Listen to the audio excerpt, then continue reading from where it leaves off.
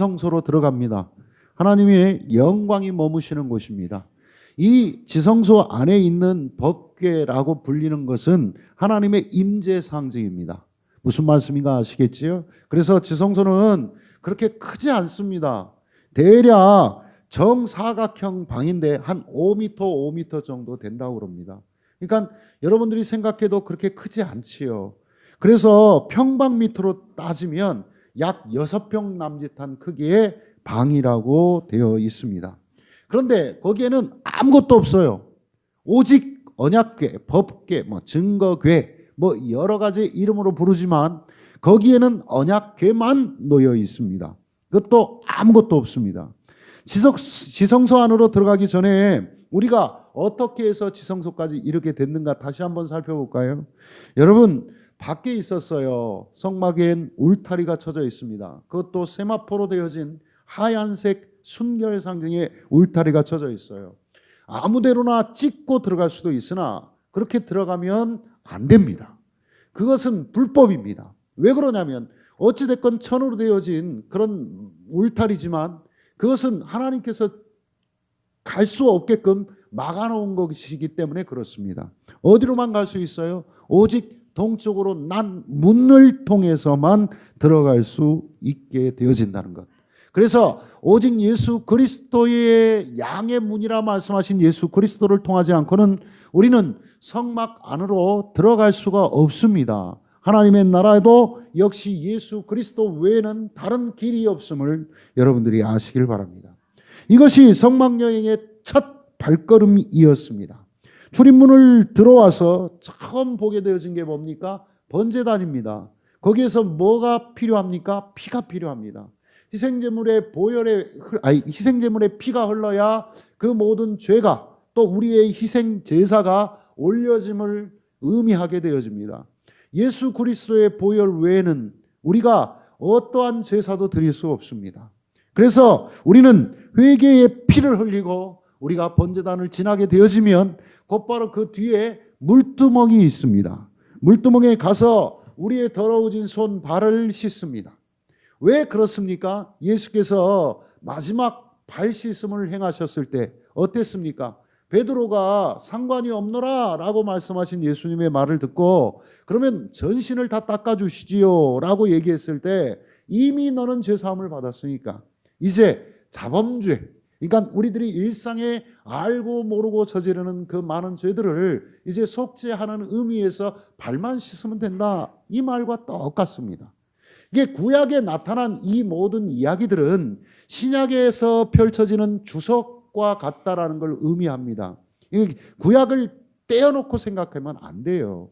자, 연결해서 이제 다시 본론으로 들어가서 물두멍에 가서 죄를 씻습니다. 손을 씻습니다. 발을 씻습니다. 씻지 않으면 성소에 못 들어갑니다. 씻어야 됩니다. 그래서 우리가 예배를 드리러 오는 그 순간 여러분들 서로 만나서 반갑고 즐겁게 인사하고 소식을 전하고 함께하는 건 참 좋으나 제일 먼저 해야 될 건 하나님께 나의 죄의 사범을 내가 고백하는 그 시간이 가장 중요하다는 것을 여러분들이 아셔야 됩니다. 자, 이제 성소로 들어갔어요. 뭐가 보여요? 바로 보이는 게 북쪽으로 난 것은 바로 떡상이 있습니다. 거기에는 12개의 떡이 진설되어져 있습니다. 그래서 진설병 그렇게 이야기를 합니다. 떡은 곧 하나님의 말씀을 의미하지요. 자, 남쪽에 보니까 성소 자체는 모든 창문이 하나도 없습니다. 그래서 어떻게 돼요? 북쪽에는 떡상이 있고 이쪽 남쪽에 바로 보니까 바로 뭐가 있어요? 불을 환히 밝혀주는 금촛대, 등대가 있습니다. 그래서 이 빛을 보지 않고는 우리가 어둠을 헤칠 수가 없습니다. 이 등대야말로 빛을 밝게 비춰주는 우리를 인도하시는 성령님이십니다. 자, 그리고는 가운데를 떡하니 보니까 뭐가 있어요? 향단이 있습니다. 아름다운 향단이지요. 향기로운 오직 하나님께서 지정하신 향만 태울 수 있습니다. 매일같이 그 향단에 그 제사장들은 들어가서 일정한 시간 동안 향을 뿌려야 됩니다. 기도의 향기를 우리가 뿌려야 되는 거죠. 자, 그리고는 어떻게 됐어요? 지난주에 말씀드렸죠. 휘장이 떡하니 성막이 딱 가리워져 있었어요. 그런데 예수 그리스도의 십자가의 보혈로 말미암아, 아니 십자가의 죽으심으로 말미암아 이 휘장이 완전히 찢겨져 버렸어요. 그래서 지금까지는 오직 누구만 들어갈 수 있었습니까? 대제사장만. 제사장도 들어갈 수 없어요. 성소에 들어가는 건 제사장들이 들어가서 사역하고 봉사하고 땀 흘리고 그 일을 감당하지만 이제는 대제사장만, 그것도 1년에 한 번, 모르면 손가락을 보면 되지. 그죠? 1년에 딱 한 번 대속제일. 그래서 이스라엘 달력으로 보면 7월 10일입니다. 그렇게 되어진 날 거기에 들어갈 수밖에 없어요. 딴 땐 들어갈 수 없습니다. 그것도 그 하나님께서 지정해 주신 옷을 입고 반포 속옷, 세마포 새하얀 옷을 입고 그 위에 청색 겉옷을 또 입고 거기에다 어떻게 해요? 방울을 달아요. 그래서 딸랑딸랑하는 소리가 들리지 않으면 죽는 거예요. 그러니까 우리에게 있어서도 복음의 소리가 늘 우리의 입 밖에서 나야 됩니다. 그래야 산자입니다. 아시겠습니까? 그래서 딸랑딸랑하고 그 바깥에는 뭐가 있어요? 에봇을 걸칩니다. 거기에 어깨엔 또 보석으로 박힌 뭐가 있어요? 6개, 6개의 12보석이 달려 있어요. 거기에는 누구의 이름이 쓰여 있습니까? 12지파의 이름이 각각 기록이 되어져 있습니다. 왜 어깨에 메었습니까? 제사장 된 이들은 선택받은 백성들을 생각하면서 의무로 짊어져야 할 책임감이 있습니다. 그러니까 우리 모두는 제사장입니다. 아멘. 그래서 우리 모두는 세상을 향하여서 짊어지는 무게의 짐이 있습니다. 그거를 거부하려고 하면 그리스도인이 아니라는 겁니다. 그래서 우리는 세상을 향하여서 정의, 평화, 생명 보존을 위해서, 사랑을 증거하기 위해서 책임감이 있어야 됩니다. 또 뭐가 있습니까? 가슴팍에도 흉패가 달려져 있는데 거기엔 판결의 패, 바로 우림과 둠밈이 담겨져 있습니다. 그것으로 판단했어요. 그것은 그냥 제비뽑기가 아니에요. 긴 것 뽑아 하고 우리들이 뭐 나무 막대나 고무줄 같은 걸로 이렇게 장난치는 게 아니에요. 그것을 믿습니다. 저는 믿습니다. 하나님께서 이것을 통하여서 빛으로 인도하시는, 또 판결을 의미하는 그 것으로 우리를 인도하시는 겁니다. 거기엔 흉패 위엔 또 어떤 게 있어요? 또 보석이 박혀 있어요. 어깨에 박힌 보석은 의무와 책임을 의미한다면 이 보석은 똑같이 12지파의 이름이 담겨져 있습니다만 이건 뭘 의미합니까? 사랑으로 품으라. 가슴으로 품으라는 겁니다. 열방을 향한 가슴, 정말로 우리의 마음을 품어서 우리가 기도하면서 선교한 대열 속에 우리들이 나가지 못하지만 눈물로 기도하고 가슴으로 품고 그 죽은 영혼들 다시 살려내는 일을 위하여서 힘쓰는 일이 제사장의 몫이라고요. 아멘입니까? 그거 하지 않으면은 우리 다음 교회에서는 아닙니다. 우리 그 일을 감당해야만 되는 겁니다. 이게 바로 하나님께서 주신 목적이에요. 자, 옷을 입고 지금까지 이제 어디를 들어가요? 찢어진 휘장을 걷어내고 이제 아무나 들어갈 수 있는 제사장 된 우리가 들어가게 된 곳이 바로 지성소입니다. 자, 여러분, 성막 여행의 최종 목적지가 어디라고요? 지난번에 말씀드렸잖아요. 지성소입니다. 지성소에 들어가서 그 방에서 편히 쉬려고 들어갑니까? 아니지요. 거기에는 다 비어 있는데 오직 언약궤에 담겨져 있는 하나님의 말씀과 임재의 상징이 되어진, 그래서 여러분 모세 시대 때에 성막이 이동을 합니다. 그러면 구름기둥, 불기둥이 멈춰 섭니다. 그러면 그 구름기둥과 불기둥이 멈춰 선 곳이 어디입니까? 성막 위에 있습니다. 정확하게 말하면 지성소 위입니다. 더 정확하게 말하면 하나님께서 임재하심을 상징하는 하나님의 영광이 드러나는 언약궤 위에 있는 거예요. 아시겠습니까? 그래서 이 언약궤 자체가, 여러분 여호수아의 전쟁을 여러분 보시게 되잖아요. 여호수아가 요단강을 건널 때 제일 먼저 앞세운 게 누굽니까? 여러분 제사장이에요. 제사장이 왜 앞섭니까? 뭘 메고 4개의 궤에 이렇게 메어져 있는 끈을 묶어 어깨에 다들 매가지고 그것을 갖고 건너는 사람이 제사장인데 언약궤예요. 하나님이 앞서 가셔야 됩니다. 우리는 뒤에 있어야 돼요. 거기에 영적 의미가 있어요. 요단강이 어떠한 싸움이 됐건 우리들이 판단하여 이 일을 하려고 하면 그거 피할 수밖에 없어요. 그렇지만 우리의 하나님께서 먼저 앞서 가시고 우리가 그 뒤를 쫓아가면 우리는 반드시 승리할 줄로 믿습니다. 그래서 요단강을 건너 그들은 승리했습니다. 그 제사장들이 그걸 맸어요. 그러면 우리들이 하나님을 섬기는 일을 감당하는 여러분은 제사장입니다. 아멘이십니까?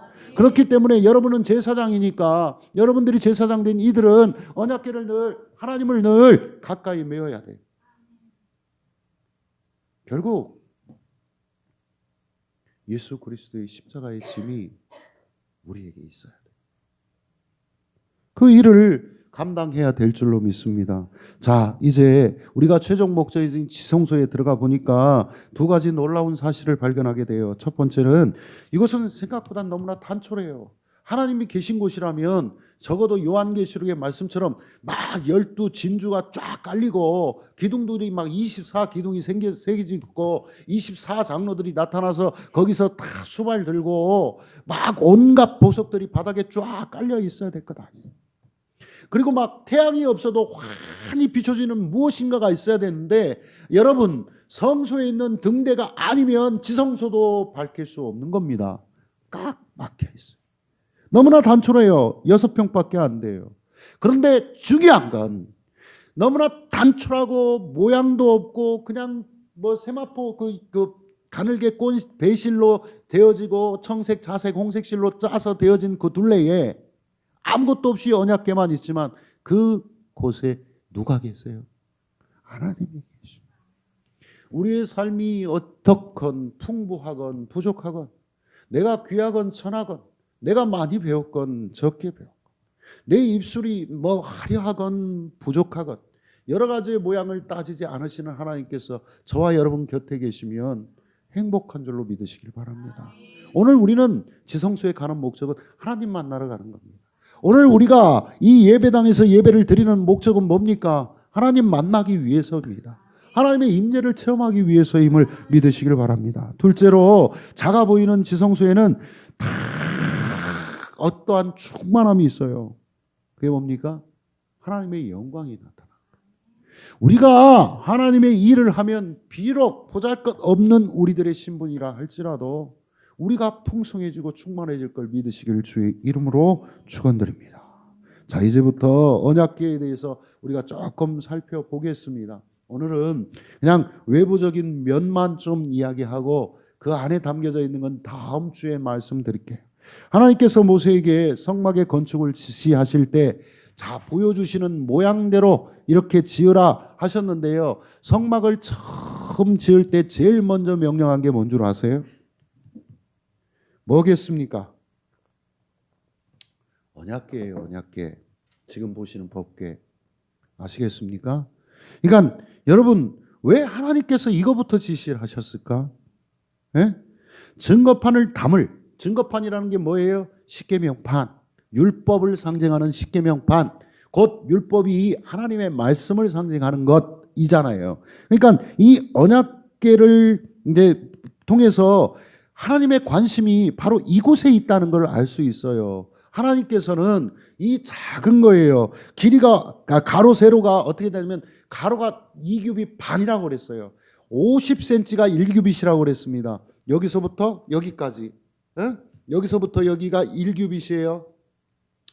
저는 조금 짧아서 50cm 안 될 것 같고 조금 긴 사람 뭐 그 대가 그러니까 한 60cm 넘은 사람도 있대요. 그러니까 어찌 됐건 그래서 평균 한 50으로 보면 됩니다. 이게 50cm니까 2규빗 반이니까 어떻게 돼요? 1m 25. 그죠? 1m 25cm예요. 가로가. 1m 25 안 커요. 이 정도 됩니다. 그죠? 이 정도밖에 안 돼요. 잘 생각을 하셔야 돼요. 그림 보시면서. 자, 다음 세로는 1규빗 반 75cm. 이 정도 되겠죠? 작습니다. 이 강대상만밖에 안. 그죠? 설교대 밖에 만께 반듯해. 직사각형이지. 이거밖에 없어요. 그런데 번제단과 향단이 똑같이 조각목 아카시아 나무로 만들었어요. 역시 이 법궤 역시도 조각목 아카시아 나무로 만들어졌습니다. 그렇게 명령이 되어져 있는 겁니다. 그런데 번제단은 불이 있으니까 그 안면에 뭐를 대라고요? 놋새를 대라고 그래요. 그래서 불타지 않게 만들어 놓았고요. 향단은 겉면만 정금으로 입히라고 되어져 있어요. 안은 놋새예요. 그런데 언약궤는 틀려요. 안팎으로 순금으로 두르라고 되어 있어요. 언약궤만 그래요. 오직 언약궤만 안팎으로 정금으로 입혀지게 하는 이유는 궤 안에 들어갈, 이 궤 안에 들어갈 무엇인가 때문입니다. 그것이 뭐예요? 바로 증거판이 들어가 있기 때문이고, 그 위에 보게 되어지면 뚜껑이 밖에 보여지게 되면 이게 시은좌, 그냥 한자로 하니까 어렵지만 은혜를 베푸는 자리라는 뜻의 은혜의 보좌, 그래서 속죄판 이렇게 얘기합니다. 뚜껑입니다. 저 위에 두 개 이렇게 나온 건 스랍이라고도 하고 그룹이라고 하는 천사를 가리키는 겁니다. 그러니까 속죄소가 있기 때문에 더 금으로 싸라는 거예요. 인간에게 있어서 금이 제일 어떤 면에서 보면 좋은 거잖아요. 언약궤를 두기 위해서 지성소가 필요하고, 이 지성소를 위해서 우리가 이제까지 살핀 성소와 성막이 필요한 겁니다. 언약궤 때문에 지성소가 필요한 거고요. 잘 들으셔야 돼요. 지성소 때문에 성소가 필요하고 성막들이 필요하다고요. 그럼 결국 제일 중요한 건 뭐예요? 언약궤예요. 하나님께서 계신 그곳. 이처럼 가장 중심입니다. 신앙에 있어서 중심은 하나님이십니다. 여러분, 다른 것으로 여러분들이 신앙을 자랑할 필요도 없습니다. 여러분들이 하나님을 만나 얼마나 기쁘게 예배 드리고 하나님을 통하여 내가 얼마나 많은 은혜를 받고 있는가, 이것이 증거가 되어지고 자랑거리가 되어야 할 줄로 믿습니다. 여러분, 간증을 시켜놓으면 가관인 경우들이 많아요. 뭐 어디 가고 내가 비행기를 탔는데 나만 살았다. 그러면 다른 사람들은요? 이 슬픈 일이거든요. 여러분, 이렇게 증거하는 게 아니에요. 하나님이 어찌 다른 사람은 다 죽여가면서 나만 이뻐하신다고요. 그런 하나님 믿고 싶습니까? 나도 사랑하시고 내 옆에 있는 우리 정찬미 집사님도 사랑하시고 또 우리 곁에 있는 누구도 다, 재석이도 우리 주영이도 다 사랑하시는, 건이도 누구도 다 사랑하시는 분이에요. 여러분, 저만 그러면 안 되나? 그러면 되지 뭐. 나도 사랑하고 여러분도 사랑하시는 하나님이심을 믿으시길 주의 이름으로 축원드립니다. 자, 여기서 이제부터 좀 말씀을 제가 옮기려고. 궤란 뭡니까? 궤. 상자지, 상자. 여러분, 상자 하니까 딱 떠오르는 상자가 뭐가 있어요? 지금 딱 떠오르는 상자. 모세의 갈대 상자. 예? 갈대 상자 생각나지요? 그 모세의 갈대 상자는 이름 그대로 그 안에 누가 들어가 있어요?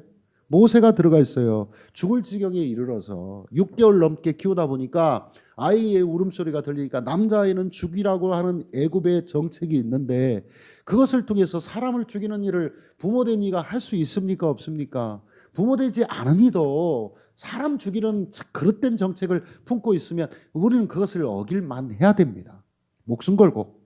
사람을 살리고 싶었던 거예요. 그 방법은 어쩔 수 없었어요. 그래서 하나님께 맡기기로 기도하면서 그 부모들이 만들어 놓은 지혜가 곧 뭡니까? 바로 역청을 두른, 물이 새지 않게 역청을 두른 갈대 상자를 준비하는 거였어요. 거기에 아기를 넣고 하나님께 기도하면서 미리암이 뒤쫓아가면서 살까 죽을까 그걸 바라보면서 가다가 살았어요. 어찌됐건 길게 말씀드릴게요. 그런데 이 들은 아브라함의 5대 손입니다. 그런데 이 기발한 아이디어를 하나님께서 이미 주셨어요. 역청을 발언하는 걸 이미 주셨다고요. 이게 요게벳의 머리에서 나온 게 아니야. 어디에서 나왔어요? 어디에서 알 수 있어요? 예? 노아의 방주. 그 노아의 방주를 지으려고 할 때 재질까지 다 하나님께서 말씀하셨어요. 여러분들이 조금 여기서 생각하는 성막을 지을 때도 노아의 방주를 지을 때도 정말 하나님께서 시키셔요. 십계명 율법을 주실 때도 하나님이 새겨주세요. 이게 원칙이에요. 우리의 신앙에 있어서 이게 원칙이 되어야 할 줄로 믿습니다. 우리들이 이것을 바탕으로 해서 살아야 돼요. 그러니까 어찌됐건 노아에게도 역청을 다 방주에 바르라고 그랬어요. 120년 동안 지은 그 방주에. 그렇게 되어져서 노아와 가족들 8명만 살았어요. 노아 자신이 만든 잣나무로 만들어서 역청을 발랐고, 모세를 위하여서 그 갈대 상자를 만들어서 그 부모들이 어떻게 해서 역청을 바른 것. 그것은 한계가 있어요. 노아의 방주는 8만 살렸어요. 물론 그 방주 이후에, 홍수 이후에 노아를 통하여 새로운 세계가 펼쳐졌고, 모세를 통하여 출애굽의 역사가 펼쳐져 이스라엘 민족 국가의 탄생이 이루어진 것이 사실입니다. 그들을 통하여 큰 일을 했습니다. 자, 그러나 이것은 어떤 면에서 보면 한 개인과 8사람을 구한 사건이라면 언약궤는 달라요. 언약궤는 십계명 2 돌판을 넣기 위해서 만든 것이 법궤라고 불리기도 합니다. 그러나 중요한 건 그 실제의 이름은 하나님의 궤입니다. 그렇게 불려야 마땅합니다. 하나님이 임재하신 궤, 하나님의 영광이 드러나는 궤. 노아의 방주와 모세의 갈대 상자와 같이 어떤 특정한 사람, 어떤 특정한 일을 위해서 그 상자가 만들어진 것이라면 언약궤는 달라요. 어느 특정한 사건, 어느 특정한 사람을 구하기 위해서 한정된 역사 아래 있는 것이 아니라 희생 제물의 피, 곧 예수 그리스도의 보혈의 피로 말미암은 구원, 온 인류 구원을 상징하는 사건. 이 상자는 그런 상자예요.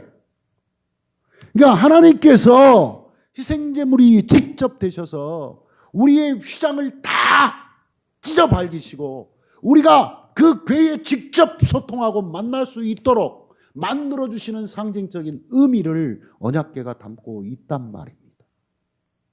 중요한 겁니다. 그러니까 우리들 자신에게 있어서 하나님의 궤가 중요해요. 다른 상자와 다릅니다. 만민을 직접 구원하시기 위해서 이 상징적인 모습을 우리에게 보여주신 것, 이게 언약궤예요. 구약의 말씀은 신약의 주석이다. 이걸 제가 얘기한 게 아니라 스폴천이라고 하는 유명한 부흥 목사님이 얘기하신 거예요. 자, 언약궤를 좀 살펴볼게요. 지성소에 있는 언약궤는 이름 그대로 십계명의 2 돌판을 넣었습니다. 이게 중요해요. 말씀이 담겨져 있다는 건 하나님이 있다는 거예요. 여러분, 우리가 이 성경의 말씀을 통해서 우리가 살아간다는 건 하나님을 만나는 거예요. 그러니까 가까이 해야 돼요. 아멘입니까? 아멘이시죠? 히브리서 기자가 이것뿐만 아니래요. 또 히브리서 기자가 뭐라고 했냐면 이 법궤 안에는 2 돌판만 들어있는 게 아니라 뭐가 들어가 있어요? 그렇지. 만나와 아론의 쌍난 지팡이. 만나는 항아리 속에 담겨 있어요. 자, 여러분 제가 빨리 읽을게요. 히브리서 9장 4절의 말씀입니다. 금왕로와 사면을 금으로 싼 언약궤가 있고 그 안에 만나를 담은 금 항아리와 아론의 쌍난 지팡이와 언약의 돌판들이 있고 아멘 되어 있습니다. 성경이 말입니다. 아, 그렇구나. 법궤 안에는 2 돌판만 있는 게 아니었구나. 쌍난 지팡이도 있었고 아론의 것이고 그에 또 만나를 담은 금 항아리가 있었구나 하는 걸 성경이 증거하니까 믿어야죠. 그죠? 그런데 이 2 돌판은 언약궤, 하나님께서 말씀하시기에 이 언약궤를 만든 목적, 어찌 보면 성막 전체를 만든 목적이 언약궤에 있는데 거기에 2 돌판을 담기 위한 목적이 있어요. 궁극적으로 보면 이게 하나님께서 거기에 계시겠다는 거예요. 그래서 하나님이 거기에 임재할 것을 예언하시고 실제로 그렇게 하셨고, 그래서 구름 기둥이 어디 딴 데 있었다? 언약궤 위에 있었다. 하나님께서 그 인도하심을 체험케 하시기 위해 언약궤 위에 머물렀다. 자, 이렇게 됐단 말이에요. 자, 그러면 언제 이것들이 들어가 있었을까? 언제부터일까? 이것도 좀 알아야 돼. 만나가 이스라엘 백성들에게 주어진 때는요, 홍해를 막 건넜어요. 자, 뒤에는 군대가 쫓아와 앞에는 막혔어. 근데 모세가 지팡이를 뻗어 하나님의 명령에 의하여 홍해를 갈랐어. 건너갔어요. 그리고 나서 이들이 쓴 물을 만나게 되어져요. 마라라는 곳에. 그래서 하나님을 막 원망해요. 모세를 원망해요. 결국은 우리를 죽게 됐나? 참, 우리 이 이스라엘 백성들을 보면 참 답답하죠. 어리석죠. 금방 하나님께서 그 기적과 같은 큰 바다를 갈라신 걸 목격했으면서도 막상 눈앞에 닫혀있는 쓴 물 앞에서 그들은 거꾸러지는 겁니다. 여러분들 뭐 다릅니까? 저는 뭐 다릅니까? 이스라엘 백성들과 똑같아요. 그래서 우리들은 금방까지 하나님께서 우리를 향하여서 큰 역사를 일으킨 것을 체험해 놓고도 작은 거, 어떻게 보면 쓴 물은 이 죽을 자리에서 살려줬는데 쓴 것 때문에, 잠깐의 고통 때문에 물은 바뀔 수 있잖아요. 조금 더 가면 단물이 있을 수 있잖아요. 우리의 눈앞에서는 그걸로 하나님을 원망합니다. 건강이 좋지 않아요. 마음 상한 일이 있어요. 내 뜻대로 안 돼. 하나님이 나를 구원해 주셨음에도 불구하고 자꾸 원망합니다.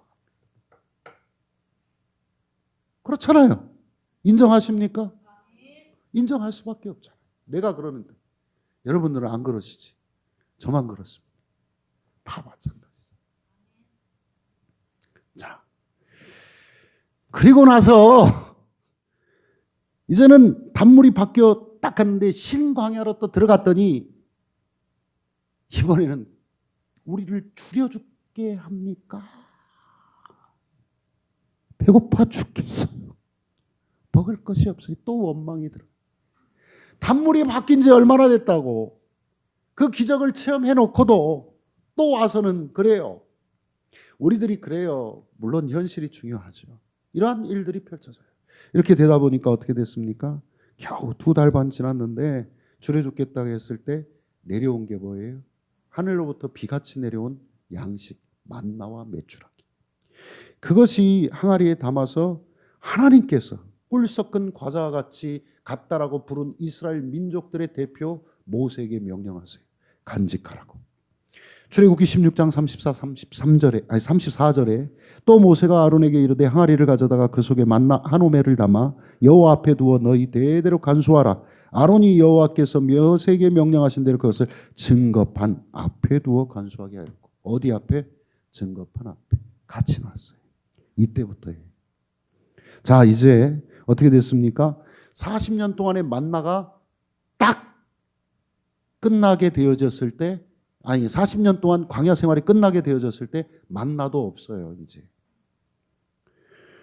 자, 이제 아론의 쌍난 지팡이는 어떤 관계가 있을까요? 여러분들도 아실 수 있지요. 민수기 16장에 보니까 왜 아론만 성막에 가는 겁니까?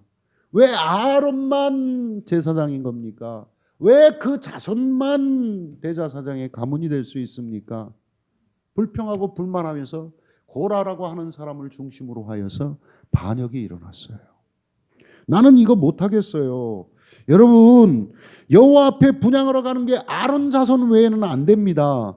그런데 여러분, 왜 이렇게 만들었을까요? 여러분들에게 묻는 거예요.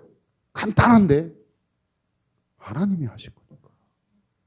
자기가 이스라엘 백성들이 선거해서 우리나라 국회의원 뽑듯이 야, 제일 많이 뽑힌 사람이 하자 이렇게 된 것이 아니라 우리들이 선거를 통해서나 임의로 아니면 국민들의 판단을 통해서 한 게 아니라 하나님께서 정해주셨기 때문에 간단한 거예요. 이거는 더 이상 말할 필요가 없어요. 너무나 민주적이지 못하다 아니에요. 하나님께서 선택하셨어요. 모세를 선택하셨듯 아론을 선택하신 것도 하나님이에요. 그러니까 고라가 반역한 건 곧 누구의 뜻에 반하여서 하나님의 뜻에 반역한 거예요. 여러분, 우리들도 역시 마찬가지입니다. 우리의 삶을 살아가면서 하나님의 뜻을 반역하는 일이 없기를 주의 이름으로 축원드립니다. 곧 우리에게 말씀해 주신 하나님의 말씀을 거스르지 않도록 힘쓰십시오. 기도하십시오. 내 입으로 안 되니까 성령께서 나를 도와주시라고, 하나님의 말씀이 나를 꼭 붙잡고 살게 해달라고 기도하시기를 주의 이름으로 축원드립니다. 자, 그랬더니 어떻게 됐어요? 일이 있게 되어져서 반기를 들었던 고라의 일로 많은 사람이 죽었어요. 1만 4천 명이 연병에 걸렸어요. 죽었다고요. 수많은 사람이 죽었어요. 자, 그 지팡이, 그리고 나서는 각 지파별로 족장들을 대표해서 나오라고 그래갖고 12개의 지팡이를 갖고 오라고 그랬어요. 하나님께서 이제 설명을 하시는 겁니다. 어떻게 했습니까? 지팡이를 다 갖다 놓고 그 다음날 오라고 그랬어요. 어디 앞에다 놓고 갔을까? 증거판 앞에다, 두 돌판 앞에다 놓고 가라고 그랬다. 하나님의 임재 상징이 하나님이 계신 곳에 놓고 가라는 거예요. 자, 그 다음날 갔더니 각 지파의 이름을 지팡이에다 썼어. 루벤, 유다, 갓, 단, 아셀 이런 식으로 쭉 썼을 거 아닙니까? 그리고 이튿날 아침에 오니까 누구의 지팡이에만? 아론의 지팡이에만 움이 트고 순이 나고 꽃잎이 피어서 살구 열매가 열렸어요. 이 기사가 민수기 17장에 나와요. 믿으십니까? 성경 말씀인데 안 믿으면 여러분만 손해지. 그죠? 그래서 모세에게 이르시되, 여호와께서 모세에게 이르시되 아론의 지팡이를 증거궤 앞에 간직하라 하셨어요. 이때부터예요. 민수기 17장 10절 11절에 증거됩니다. 여호와께서 또 모세에게 이르시되 아론의 지팡이는 증거궤 앞으로 도로 가져다가 거기 간직하여 반역한 자에 대한 표징이 되게 하여 그들로 내게 대한 원망을 그치고 죽지 않게 할지니라. 모세가 곧 그같이 하되 여호와께서 자기에게 명령하신 대로 하였더라. 아멘입니다. 모세가 자기 생각대로, 자기 판단대로, 임의대로 이걸 갖다가 넣은 게 아니에요. 하나님께서 반역하는 무리들의 본이 되게 하시기 위하여 아론이 정통성을 가진 하나님의 선택자임을 알리게 하신 겁니다. 여러분, 하나님께서는 이렇게 해서 두신 거예요. 다음 주부터 만나 이야기, 죄송합니다. 순서를 정확히. 만나 이야기부터 율법판에 대한 이야기, 곧 십계명 이야기와 쌍난 지팡이 순서대로 쭉 이어서 강의하겠습니다.